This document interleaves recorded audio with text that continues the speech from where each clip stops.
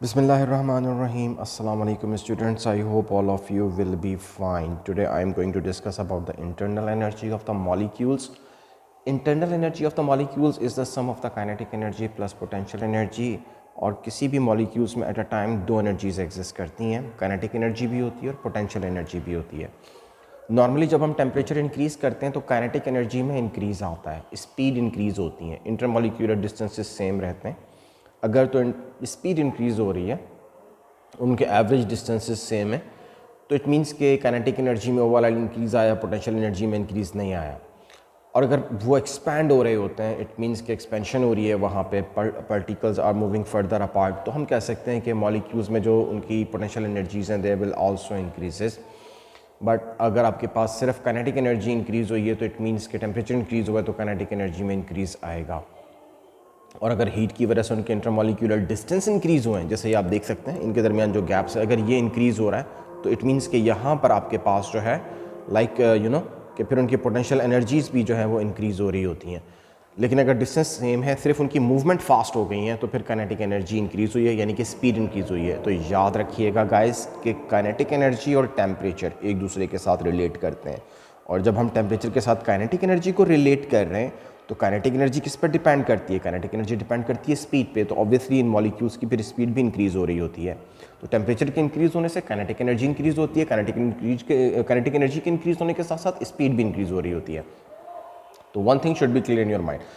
अच्छा, potential energy में जो चेंज आता है वो उस वक्त आता है जब स्टेट चेंज हो रही होती है। जब आप देखें सॉलिड से लिक्विड में और लिक्विड से गैस में कन्वर्ट हो रहे होते हैं तो वहाँ पर फिर पोटेंशियल एनर्जी इंक्रीज़ होना शुरू हो जाती है। काइनेटिक एनर्जी में चेंज नहीं आता। Temperature through out the process जब वो कन्वर्जन होती है स्टेट्स की, वहाँ पे कांस्टेंट रहता है। ये बात अच्छी तरह से अपने माइंड में रखिएगा।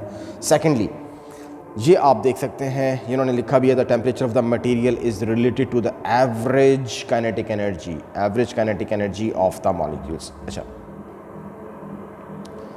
Thermal capacity, we have done this thermal capacity के बारे में पहले भी बात हो चुकी है और ये दोबारा हमारे सामने आया है। थर्मल कैपेसिटी वो एनर्जी है जो किसी भी सब्सटेंस के टेम्परेचर को 1 डिग्री सेल्सियस तक इंक्रीज़ कर देती है। That energy is a thermal capacity.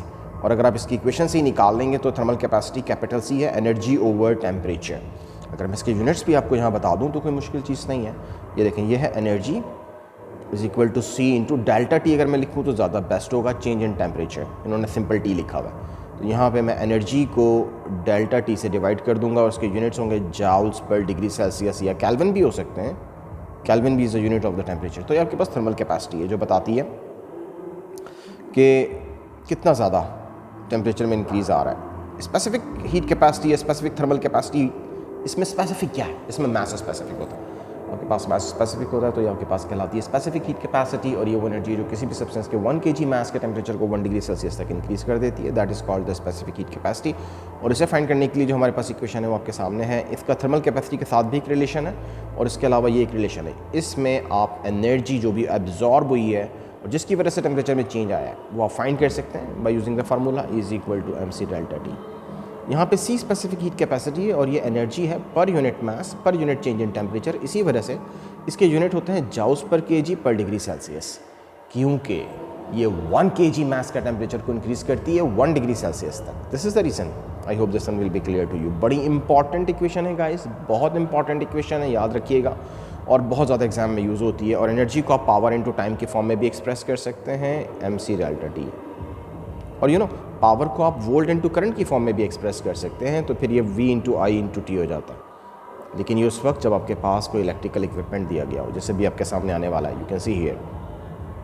तो जब कभी भी आपने स्पेसिफिक हीट कैपेसिटी निकालनी हो, जैसे आप देख सकते हैं डिफरेंट हर सब्सटेंस की डिफरेंट स्पेसिफिक हीट कैपेसिटी होती है।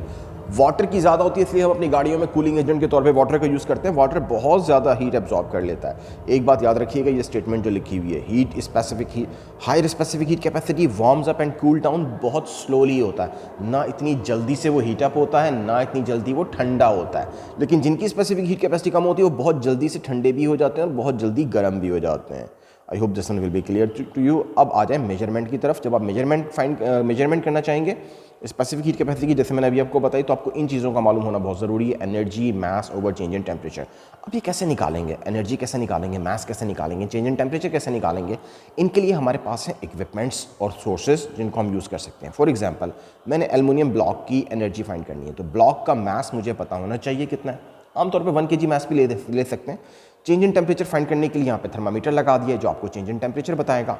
और एनर्जी कैसे निकालेंगे, एनर्जी निकालने के लिए यहाँ पे एक हीटर लगाया है। अब हीटर हमें एनर्जी तो बताएगा नहीं, या इसमें से कोई आवाज़ तो आएगी नहीं कि ये कितनी एनर्जी दे रहा है। तो उसके लिए हमारे पास कुछ इक्विपमेंट्स हैं, जैसे वोल्ट मीटर जो आपको करंट सप्लाई किया जा रहा है, इसका वोल्ट यहाँ से आपको पता चलेगा, करंट आपको यहाँ से पता चलेगा। और एनर्जी फाइंड करने के लिए जो फार्मूला फिर हम यहाँ पे यूज़ करेंगे, वैसे तो फार्मूला जो आप 9th क्लास से पढ़ते हुए आ रहे हैं ओ लेवल्स में, वो होता है एनर्जी का पावर इनटू टाइम। लेकिन यहाँ पे वोल्ट और करंट की फॉर्म में भी उसको एक्सप्रेस कर सकते हैं पावर को आप। तो ये एनर्जी आ गई volt into current into time, यानी आपको वोल्ट मालूम है, आपको करंट मालूम है और आपने टाइम मेजर किया। और ये बताने की ज़रूरत तो है मेरा ख्याल है कि टाइम मेजर करने के लिए क्या चीज़ यूज़ की जाएगी, तो वो स्टॉप वॉच यूज़ की जाएगी। आप स्टॉप वॉच यूज़ करते हुए टाइम मेजर कर सकते हैं, तो आपको एनर्जी मालूम हो जाएगी। जब आपको एनर्जी मालूम हो जाएगी तो आप उस एनर्जी को मास से और चेंज इन टेम्परेचर से डिवाइड करके ईजिली फाइंड कर सकते हैं स्पेसिफिक हीट कैपेसिटी कितनी है।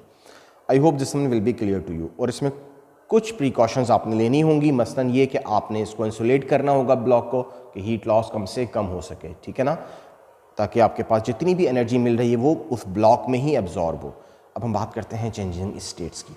जब हम चेंजिंग स्टेट्स की तरफ जाते हैं तो स्टेट आपके पास सॉलिड से लिक्विड में, लिक्विड से गैस में, और गैस से समटाइम लिक्विड में और लिक्विड से सॉलिड में चेंज होती हैं। और इन प्रोसेस को क्या नाम देते हैं, या वैसे तो शुरू से पढ़ते आए हैं, लेकिन अब दोबारा देख लें अगर आपके सामने है ये प्रोसेस जिसमें आपका सॉलिड से लिक्विड में कन्वर्ट हो रहा है, मेल्टिंग है, लिक्विड से गैस में कन्वर्ट हो रहा है, बॉइलिंग है। और ये जो गैस से प्रोसेस लिक्विड में जा रही है वो कंडेंसेशन है, और लिक्विड से सॉलिड में ये फ्रीजिंग है। ये बात याद रखनी है गाइस, सबसे ज़्यादा एनर्जी गैस मॉलिक्यूल्स की होती है। यही वजह है कि वो मॉलिक्यूल्स अगर कभी टकराते हैं किसी चीज़ से, सरफेस से टकराने के बाद अपनी एनर्जी लूज़ करते हैं तो वो कंडेंस हो जाते हैं। ये वजह है कि आपने देखा होगा स्टीम जब ऊपर की तरफ उठ रही होती है तो किसी लिड से जब टकराती है तो वो वहीं पे वेपर्स बन जाते हैं। क्यों? क्योंकि वो अपनी एनर्जी लूज़ करती है, और एनर्जी लूज़ करने पर वो अब लिक्विड फॉर्म में कन्वर्ट हो जाती है। ठीक है, एक बात का ख्याल रहे, स्टेट जब चेंज हो रही होती हैं, स्टेट जब चेंज हो रही होती हैं, स्टेट जब चेंज हो रही होती हैं, टेम्परेचर में कोई चेंज नहीं आता, टेम्परेचर कांस्टेंट रहता है। तो वो काम क्या करती है, एनर्जी जो एब्जॉर्ब हो रही होती है वो इनके इंटरमॉलिक्यूलर डिस्टेंस को इंक्रीज़ कर रही होती है, इनकी पोटेंशियल एनर्जी को बढ़ा रही होती है, इनके दरमियान गैप्स को इंक्रीज़ कर रही होती है। तो पोटेंशियल एनर्जी इंक्रीज़ हो रही होती है, लेकिन काइनेटिक एनर्जी की कांस्टेंट रहती है। हाँ, जब एक सॉलिड सारा लिक्विड में कन्वर्ट हो जाएगा तो फिर उसके बाद उसकी एनर्जी यानी कि काइनेटिक एनर्जी इंक्रीज़ होना शुरू होगी, अदरवाइज उस वक्त तक काइनेटिक एनर्जी में चेंज नहीं आएगा, यानी टेम्परेचर उसका और काइनेटिक एनर्जी दोनों कांस्टेंट रहेंगे। इस चीज़ को मज़ीद समझने के लिए आप ये ग्राफ देख सकते हैं जो आपके बिल्कुल सामने आ चुका है, और मैं आपको यहाँ पे बताता हूँ कि हुआ क्या है। लेट्स सपोज यहाँ पे आपके पास एक सॉलिड है, और सॉलिड आप क्या कर रहे हैं, सॉलिड का टेम्परेचर इंक्रीज़ कर रहे हैं। अब यहाँ पे ज़रा देखिएगा, लेट्स सपोज ये मैं आपके सामने ड्रॉ करता हूँ, कलर डिफरेंट ले लेते हैं ताकि वो प्रोमिनेंट हो सके थोड़ा सा। इसमें से हम कलर चूज़ करते हैं लाइक आई थिंक ब्लैक। तो ये ब्लैक कलर यहाँ से हमने चूज़ किया। अब ये देखें हो क्या रहा है, यहाँ पे क्या हो रहा है, यहाँ पे टेम्परेचर में इंक्रीज़ आ रहा है। यहाँ टेम्परेचर कुछ था, लेकिन यहाँ पे टेम्परेचर अब आपका इंक्रीज़ करके कोई ना कोई टेम्परेचर है इस टाइम के अंदर। ये टाइम है, नीचे जो दिया हुआ एक्सिस ये टाइम एक्सिस है, एक्स एक्सिस पे, और ये टेम्परेचर है। तो आप देखें कुछ स्पेसिफिक टाइम में टेम्परेचर में क्या आया, इंक्रीज़ आया। ये देख लें यहाँ टेम्परेचर वट कुछ भी था, मान लें चलें 0 था, वट ये जो भी था, और ये इंक्रीज़ करते करते ये 10 डिग्री था, 10 डिग्री से पहुँच गया कहाँ पर, 80 डिग्री पे पहुँच गया। ये कोई ऑर्गेनिक कंपाउंड हो सकता है मे बी। अब ये सॉलिड था, 80 पे पहुँच के ये मेल्ट होना शुरू हो गया है, और यहाँ पे ये 80 पे पहुँच के इसकी मेल्टिंग शुरू हो गई है। और ये आपका देख लें जब तक ये सारा, ये भी सॉलिड है, अब यहाँ पे प्रोसेस हो रहा है मेल्टिंग का, ये जब तक मेल्ट नहीं हो जाता ना, सब का सब लिक्विड में कन्वर्ट नहीं हो जाता। इसकी देख लें एनर्जी में कोई इंक्रीज़, टेम्परेचर में कोई इंक्रीज़ नहीं आ रहा। क्यों नहीं आ रहा? इसलिए नहीं आ रहा कि यहाँ पर जितनी भी एनर्जी एब्जॉर्ब हो रही है वो उसकी स्टेट को चेंज कर रही है, और वो एनर्जी फाइंड करने का फार्मूला है m/L। एल के नीचे छोटा सा f लगा दें तो ये कहलाती है specific latent heat of fusion. ये वो ही एनर्जी है जो किसी भी सॉलिड को लिक्विड में चेंज कर देती है, ठीक है, और 1 kg के लिए स्पेसिफिक होती है। तो अगर 2 kg का ब्लॉक है, मैं मिसाल के तौर पे बताता हूँ, आइस के लिए मान लेते हैं 200 जाउल्स है जो 1 kg को कन्वर्ट करती है, तो 2 kg को कितना कन्वर्ट करेगी, उसको 2 से आप मल्टीप्लाई कर देंगे, तो ये वो एनर्जी आ जाएगी जो आपके सॉलिड को लिक्विड में कन्वर्ट कर रही है। फिर जब सारा लिक्विड कन्वर्ट हो गया, सॉलिड लिक्विड में कन्वर्ट हो गया, फिर उसका टेम्परेचर इंक्रीज़ होना शुरू हो गया, अब काइनेटिक एनर्जी इंक्रीज़ हो रही है। फिर यहाँ पहुँच के अब लिक्विड में क्या हो रहा है, गैस में चेंज होना शुरू हो गया, अब पोटेंशियल एनर्जी में चेंज आ रहा है। तो ये ख्याल रखिएगा, यहाँ पे पोटेंशियल एनर्जी चेंज हो रही है इन प्रोसेस के दौरान, काइनेटिक एनर्जी कांस्टेंट है, और इन प्रोसेस में काइनेटिक एनर्जी में इंक्रीज़ आ रहा है। जब टेम्परेचर इंक्रीज़ हो रहा है तो काइनेटिक एनर्जी इंक्रीज़ हो रही है। I hope this one will be clear to you. एक बात का ख्याल रखना है, जब भी स्टेट चेंज होगी फार्मूला एनर्जी का ये वाला यूज़ करना होता है MLV, और जब भी टेम्परेचर चेंज हो रहा हो तो फार्मूला यूज़ करना होता है MC delta T is equal to MC delta T। Formula use होगा जब भी टेम्परेचर में चेंज आएगा, ये बात याद रहे, ठीक है। तो वो एनर्जी निकालने के लिए स्पेसिफिक हीट कैपेसिटी दी हुई होती है, चेंज इन टेम्परेचर, और एनर्जी नहीं दी होगी तो पावर दी हुई होगी, वो आप इजीली निकाल सकते हैं। अगर आपको पता हो कि एनर्जी और पावर के दरमियान रिलेशन क्या है, that is power into time, या फिर VI भी होता है T, this is a relation. तो I hope guys this one will be clear to you, और इसमें आपको कोई कन्फ्यूजन नहीं होनी चाहिए, ठीक है जी। सेकेंडली यहाँ पर आप देख सकते हैं, इसमें मज़ीद चलते हैं नेक्स्ट,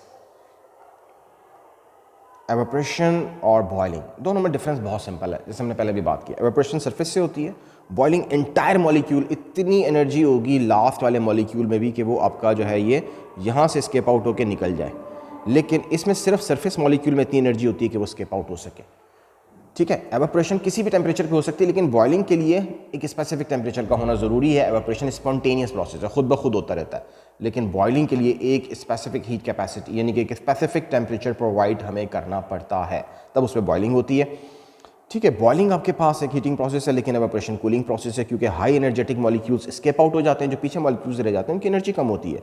लेटेंट हीट के बारे में मैं आपको बता चुका हूँ कि ये वो एनर्जी है जो किसी भी स्टेट को चेंज करने में हमारी हेल्प करती है, और अगर आप लेटेंट हीट ऑफ फ्यूजन की बात करें तो ये वो एनर्जी है जो सॉलिड को लिक्विड में चेंज कर देती है। वेपराइजेशन की बात करें तो ये वो एनर्जी है जो लिक्विड को गैस में चेंज कर देती है। I hope this one will be clear to you, ठीक है गाइस। जो लिक्विड को आपके पास सॉलिड को लिक्विड में चेंज कर रही है वो फ्यूजन है, जो लिक्विड को गैस में चेंज कर रही है वो आपके पास वेपराइजेशन है, और simple specific heat latent heat कहलाएगी वो एनर्जी जो आपकी स्टेट को चेंज कर दे। और कितनी लेटेंट हीट आपकी स्पेसिफिक जो होती है वो 1 kg के लिए स्पेसिफिक होती है, ठीक है। और अगर आप जैसे मैं कहूँ कि जी स्पेसिफिक है ये LF 1 kg के लिए, किसी भी सब्सटेंस के लिए 100 जाउल्स एनर्जी चाहिए मुझे 1 kg सब्सटेंस को मेल्ट करने के लिए, तो भाई 2 kg को मेल्ट करने के लिए कितनी चाहिए होगी। सिंपल काम है, इसको इसके साथ क्या कर देंगे आप मल्टीप्लाई कर देंगे। तो इसीलिए एनर्जी अगर निकालनी हो तो उसको मास को specific latent heat of fusion से या specific latent heat of vaporisation से मल्टीप्लाई कर दिया जाता है। अब नेक्स्ट क्वेश्चन ये कि सर एनर्जी ना दी हुई हो, पावर दी हुई हो तो क्या करें, तो फिर वही बात है। तो भाई पावर और एनर्जी के दरमियान जो रिलेशन है वो आपको बिल्कुल अच्छी तरह से आपकी फिंगर टिप्स पे होना चाहिए कि energy is equal to power into time, ठीक हो गया। This one will be clear to you guys. Now come back to the topic. ये आप एनर्जी फाइंड आउट कर सकते हैं स्पेसिफिक लेटेंट हीट फाइंड करने के लिए। फिर अगर आप स्पेसिफिक लेटेंट हीट फाइंड करना चाहते हैं कि कितनी है, तो फिर आपको एनर्जी को मास से डिवाइड करना पड़ेगा। यानी कि ये देख लें, ये आपकी एनर्जी है जो आपने सप्लाई की है और ये मास है। अब ये कैसे निकालें एनर्जी जो आपने सप्लाई की है स्पेसिफिक लेटेंट हीट फाइंड करने के लिए, बहुत सिंपल टेक्निक है, इसके लिए कोई मुश्किल बात नहीं है। ये आपने एक बीकर लिया, ये आपने एक बॉटल ली है और इसके अंदर आपने पहले खाली बॉटल या इसमें थोड़ा सा वाटर फिल किया है और इसके बाद इसका मास मेजर कर लिया। इसका मास आया 720.8 ग्राम्स, ठीक है ना, और इसका 720.8 ग्राम मास आया। आपने क्या किया, आपने एनर्जी फाइंड करनी है जो इसको सप्लाई की जा रही है। एनर्जी फाइंड करने के लिए कुछ इक्विपमेंट्स हैं जो हम यहाँ पे यूज़ करें।